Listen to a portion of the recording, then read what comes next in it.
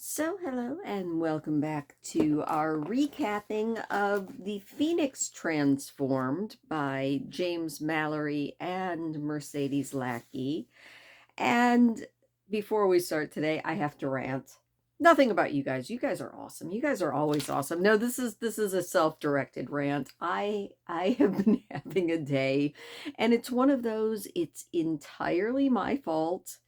I feel like today was one of those days where that poster that I've seen before that you see sometimes that says a lack of planning on your part does not constitute an emergency on our part.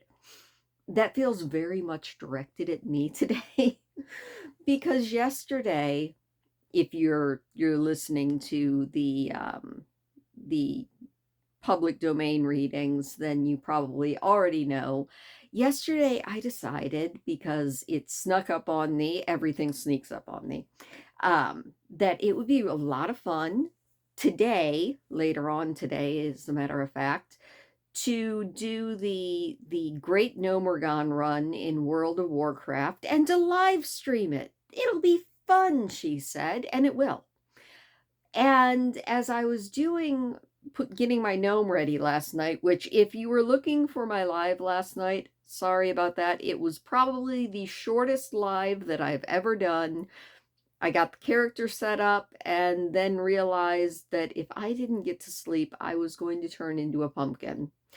I definitely am not built for staying up pretty much all day and all night anymore, and going out and chasing the auroras did me in. Don't worry, tonight will be better. I actually went to bed right after the live, which felt really weird, going to bed at like before midnight. Um, anyway, I'm going to be live streaming. It's a annual event in World of Warcraft to raise money and awareness for breast cancer. Wonderful cause. And as I was getting my character ready, I was like, I should try to dress the part and try to match my character. And then that led to, in my head, I should either dye my hair pink, which would take a few days to do because lots of hair, or see if I could find a pink wig. It's Halloween. Of course I can find a pink wig. Not thinking that the closest town to me is, I don't even think it qualifies as a small town. I think there might be like less than 7,000 people that live there, so minuscule town. We're lucky we have a grocery store. There's a grocery store, some resale shops, and a Family Dollar and a Dollar Tree. That's about it. A few local mom and pop shops and stuff like that. But I was like, Dollar Tree or Family Dollar, one of those will have Halloween supplies. Never thinking that this is the United States and they already have Christmas stuff out. The Halloween stuff is on clearance and there's nothing left. Long story short, I was not able to get pink. Well, I could have gotten pink hair dye, but it wouldn't have been done in time for tonight. And there were no pink or white wigs because I was like, well, maybe I can get a white wig and just dye it pink. Didn't work. So, lack of planning on my part does not constitute an emergency on the part of any of the stores. Then I also hit the laundromat, not because my washer doesn't work, it does, but because I never do the big blankets and stuff in my washing machine because it's just not big enough. So I took all the blankets in the house to the laundromat, washed those, and dried them. And while I was there, I was reviewing the chapter. It was going to be chapters that I was going to do, but this is a pretty long chapter and it's a pretty in-depth chapter. So I think we're just going to do one tonight. Also, I still do need to get ready for this live stream. I am going to try to match my gnome, at least in the fact that I'm going to put pigtails in, because she has pigtails. And I did find a pink shirt, which is pretty darn impressive for me because I'm not one of those pink girlies. I don't usually wear pink. But I got a pink shirt, so it'll be a good time. If you feel like it, I might still be going. The stream will have already been running by the time this video goes up, but who knows? Maybe it'll still be going, because after the gnomes finish their race, they always go to the opposite faction's capital and try to kiss whoever the leader is. We die a lot. It's fun though.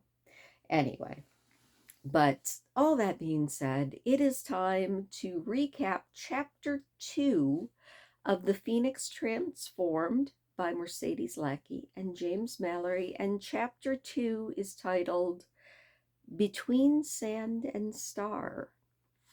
Now, Chapter 2, we are back with Harrier and Sharia and Sinarin and Tercel. No Ankildar, unfortunately, but that's okay. I mean, well, maybe it's okay. Maybe it's not okay. We don't know what's up with Ankildar, but hopefully we'll find out at some point before the end of the book. So we start with Harrier, and Harrier is at wit's end. He is sitting out in the middle of the desert, in the middle of the night, and he's preparing to call Kerta, his unicorn friend, the one who brought him the 3 books, and, oops, almost forgot. I don't know where I'm going to put it, but I found a Kerta. All right. This looks a lot more like a horse than like a goat or deer, but you know what, Kerta? Let's not have you fall. Ooh, she is all tangled up in... There we go. We'll put Kerta up behind us. I also got 2 other unicorns. I've been collecting model horses since I was about 2, and I couldn't resist when I saw that one. So I was like, ah, look, I found Kerta. Anyway, Harrier is preparing to summon Kerta. And, he's out there getting everything ready, looking up at the stars. Their version of the Milky Way is called the Unicorn's Road, and Harrier's like, I never even thought unicorns were really real, or at least I never thought that I'd get to see one, and here I am now preparing to summon one by magic. Quoting, calling Kerta and demanding answers from her was the only thing Harrier could think of to try. It had been 4 days since Ankildar had vanished, and while Harrier was incredibly grateful that Tercel was still alive, since everything either of them knew about the dragon bond said that the severing meant instant death for dragon and mage, well, the fact remained that Tercel's survival made no sense. Either Ankildar was dead, which meant that Tercel should be dead too, or Ankildar was alive, which meant that Tercel should know where he was and be able to call on his magic. So Harrier's doing the only thing that he can think of to do, which is to try to call Kerta. She brought him the books, so obviously she's magical. He can't exactly call up an elf and demand answers of those. There don't seem to be any other wild mages in the desert, so he's gonna do what he can. And that's why he's out there and trying to call her.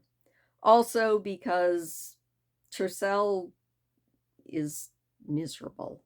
And Harrier's his best friend, and he doesn't want to see his friend miserable. And there's always the fact that also Tercel's supposed to be able to do something about the Undarkened coming back, and he can't really do anything without magic. And he can't do magic without Ankildar. Summoning and binding, there was a spell for that in the Book of Sun. He knew Kerta, and he knew that she wasn't going to want to be helpful wherever she was. So, wherever she was, Harrier was going to drag her here by the glowing scruff of her pretty little unicorn neck and make her be useful for once in her empty-headed life. So he's found a spell to summon and bind and get answers. He looks it through his bag and he's like, all right, mandrake, mushroom. He's getting everything all ready for the spell, and he stops. And he realizes that he cannot bind her. So he hesitates. Harrier picked up the first item, hesitated, and sighed. He couldn't do it. Not even if it was the only way to help Tercel. Kjerta was his friend. She was incredibly annoying, but she had never done him any actual harm, and she was a unicorn, a creature of the light. If he did something like this to her, well, he guessed he would be just as bad as the tainted wild mage that they were trying to kill.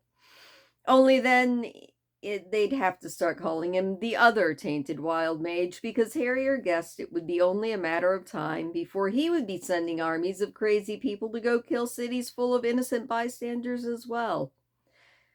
So, upon rethinking this whole summoning, demanding, and binding, Harrier changes his mind and just decides to do a summoning spell. A nice, easy summoning spell. Kjerta can ignore it if she wants to, or she can come and answer him, but he's not going to bind her. He gets everything that he needs. He sets up the spell. He says the silly little rhyme, and then he thinks to her, Kjerta, if you can hear me, if you want to come, I'd like to talk to you. It's important to me, but I'm only asking. And then he sits down to wait. I love this little bit. Quoting from the book. The preceptors of light, who conducted Harrier's religious education, had mentioned the wild magic, of course, but they had never indicated that it had any kind of a sense of humor, and Harrier thought this was a real lapse on their parts. Obviously, if the wild magic had decided to make him a night mage, it did. And there were a lot of things that really bothered him a lot about being a wild mage, but there were a few things that he liked. And then he thinks about the things that he does like. One of the things he really likes about being a wild mage is now, even though he always had a fairly good sense of time, now he knows exactly what time it is, no matter what. And he has an unerring sense of direction, and he doesn't seem to have the ability to get lost anymore. So he knows exactly how long he has been sitting out here in the desert waiting to see if Kjerta were going to, show up. He also thinks about how little he likes the desert. It seems like a very stupid place because it's always boiling hot in the daytime and freezing cold at night. And he knows that Shariah would be very, very, very, very, very mad if he lit a fire because she's very paranoid. But he gets up every 20 or 30 minutes just to kind of pace around, bring the blood back to his legs, warm up a little bit, and after a little while, he sees the golden figure of a running unicorn. Yay, it's Kjerta. He puts out, his little fire. He puts out his circle. He scribbles away all of his spells and all of the signs of his magic and heads out to the desert to meet her. The first thing she wants is a drink. And he's like, same old Kjerta. After she gets a drink, she slobbers all over him. Same old Kjerta. And then he tells her, thank you for coming. And she's like, well, you asked. This is a very disagreeable place, though it is free of the wrong sorts of people. And in that way, she's sort of obliquely reassuring him that there's nothing tainted in Abiabadashar, which he was pretty sure that it wasn't, but it's good to have her confirmation. She lets him know yet again that unicorns know things, and they catch up a little bit, and then Harrier's like, that's not why I called you here, just to catch up. She distracts him for a moment, asking if the swords on his back mean that he's now actually a night mage, and he's like, yeah, I am. She wants to know where his teacher is, and he lets her know about the whole siege and things like that. Kirta tells him that he's changed, and Harrier realizes that time is already running out. He's going to have to go back inside soon. The sun's going to be coming up, and he hasn't gotten any answers. You'll need to go soon, he said to Kirta. I know you pretty much just got here, and you came a long way, but when the sun rises, it's going to get really hot, really fast. I need to know. Magic has rules, Kirta interrupted. Even the wild magic. I appreciate not being summoned and bound, though not as much as you'd have had cause to regret doing it. So I will do anything I can, but you have to agree to pay. Yes, fine, all right, Harrier snapped. Tell me what the mage price is so we can get on with it. I don't know what it is, Kirta said. Harrier took a deep breath and forced himself to calculate the stowage capacity of an out-islands hull that had been in service for 60 years, regular maintenance, crew of 18, 5 passengers, making a 3-legged trip between Brulkin, Midirian, and Australon, but taking on no new passengers, just cargo.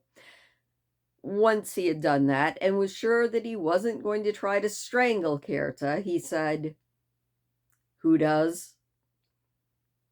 You do, Kirta told him. I'm sorry? I thought about not coming at all, you know.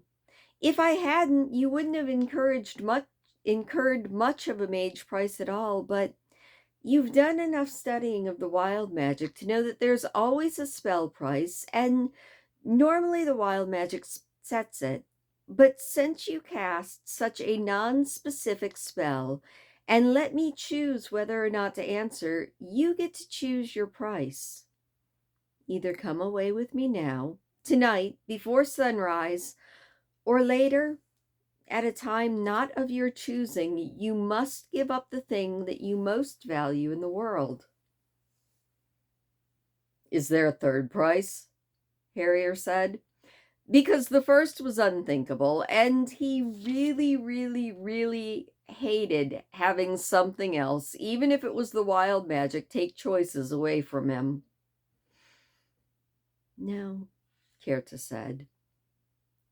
Choose the first or the second. Harrier sighed. It wasn't as if he had ever really believed he would be leaving the Mandarian again. What else could the wild magic mean that his mage price was but his life, or maybe Tercell's, and they had already been planning on giving them away anyway. And so he hasn't even asked Kirta's question, but he has now agreed to, at a time not of his choosing, give up something that means more to him than anything that he thinks is his life. Kirta accepts that. The wild magic also accepts it. And Harrier gets to ask his question.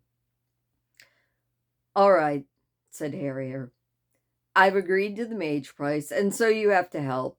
Tell me where Ankeldar is and how I can get there. We need him back. Tercell needs him.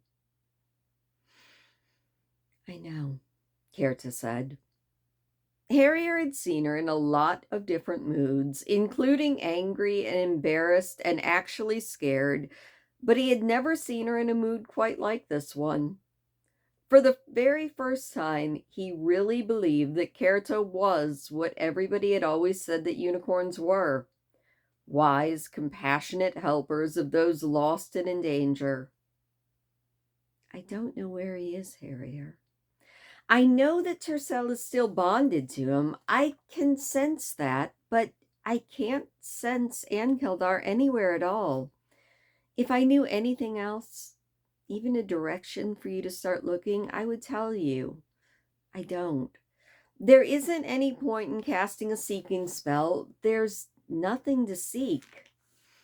At least you know if the bond is intact. Ankildar is still alive somewhere.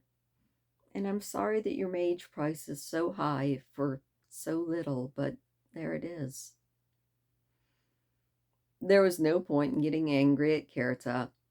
When he had accepted the mage price, she had been bound by the wild magic as much as he had. He knew that she had given him all the help that she had to give, and he had hoped for more. But at least this was something.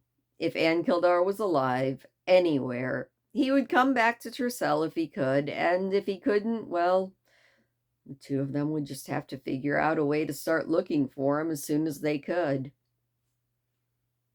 Harrier bids Kerta a proper goodbye, and Kerta, recovering a little bit of her cheekiness, she tells him, "You're a very stupid and annoying boy. If you think I was ever in the least fond of you, well, I wasn't, but do take care of Tercel, because I've actually gotten quite fond of him."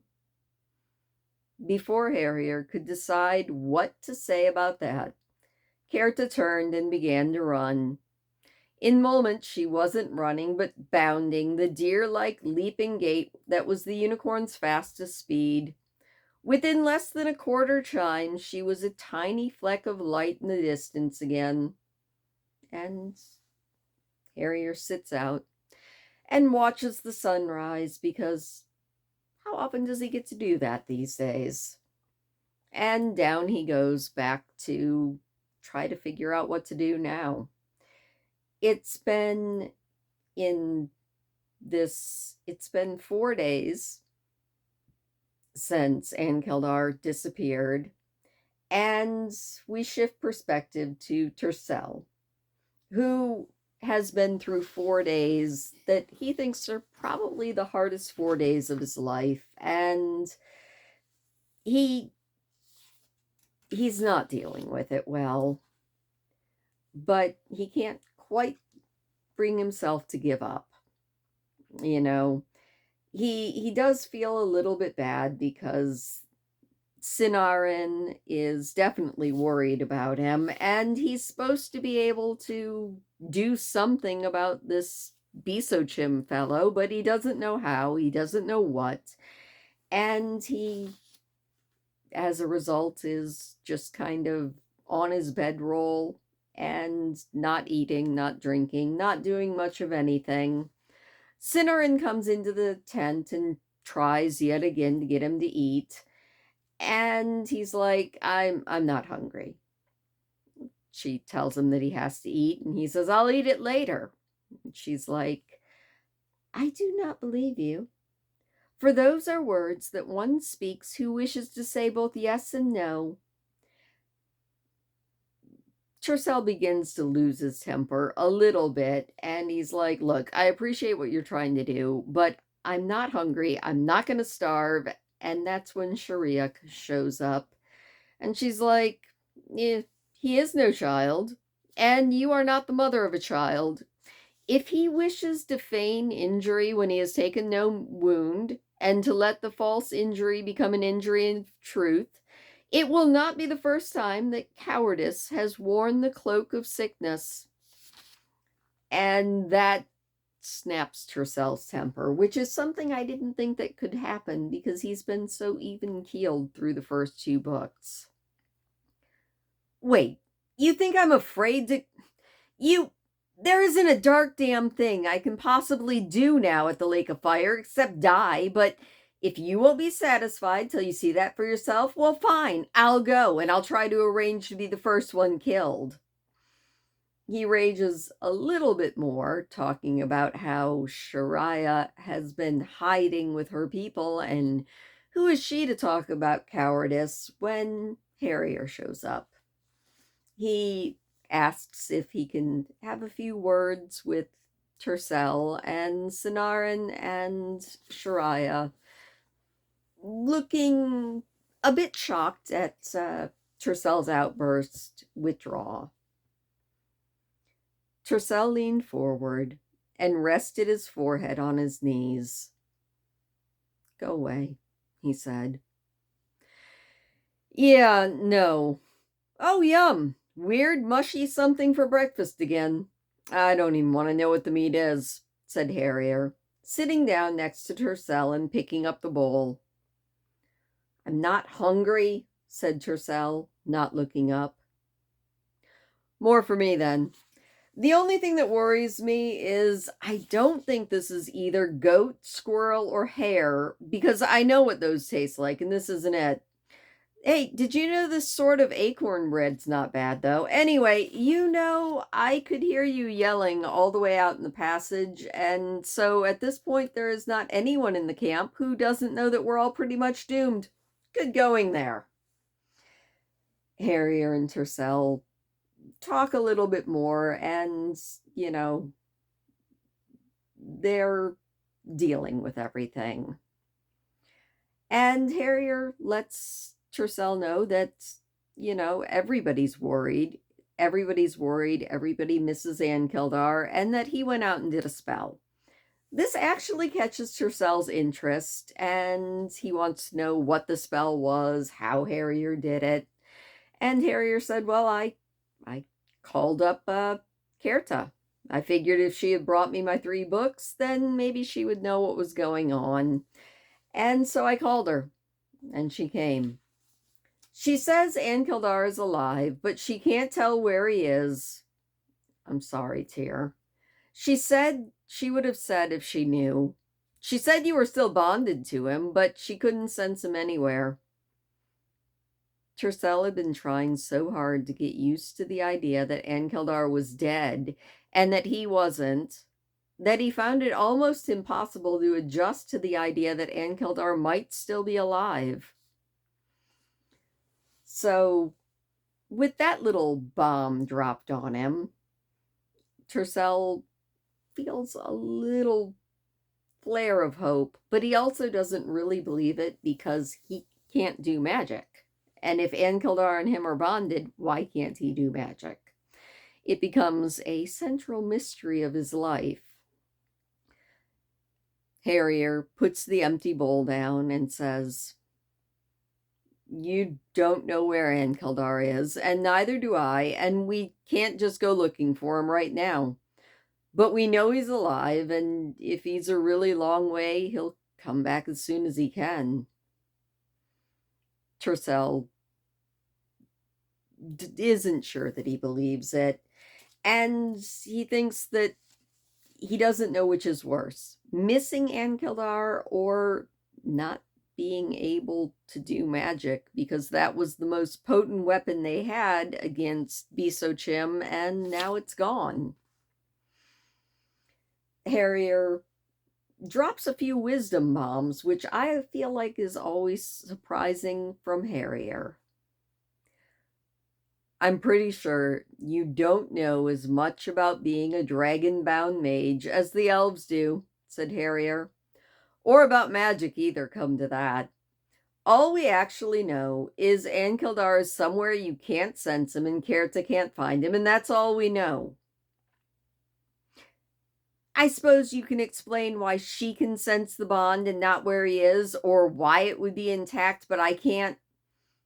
Tercell made an impatient gesture, and Harrier snorted.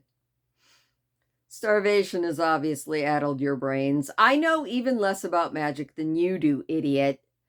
The wild magic isn't about studying, which is a good thing because I hate studying. It's about doing. Meaning you just go charging into things without any kind of plan, said Tercell. Even he wasn't sure whether he was teasing right now or angry. He did want to know. He didn't want any more impossibilities to pile up on each other. Half a dragon-bound who survived, Ankildar gone beyond his reach, but somehow still maybe alive. Kerta knowing the bond was intact, but not knowing where Ankildar was.